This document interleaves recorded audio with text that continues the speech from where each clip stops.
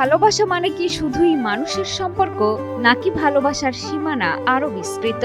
ভারতের দক্ষিণাঞ্চলীয় শহর বেঙ্গালুরুতে সেন্ট ভ্যালেন্টাইন্স ডেতে দেখা গেল ব্যতিক্রমী এক আয়োজন, গাধার বিয়ে।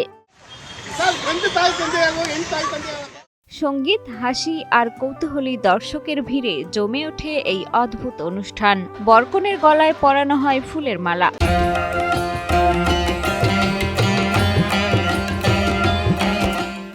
ঢোলের বাজনা আর চারপাশে উৎসুক মানুষের ভিড়। মুহূর্তেই সেই দৃশ্য ভাইরাল হয় সোশ্যাল মিডিয়ায়।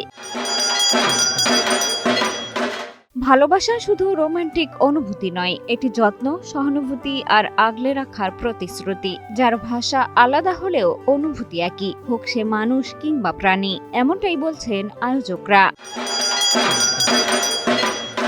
মিষ্টি খাতুন, কালের কণ্ঠ।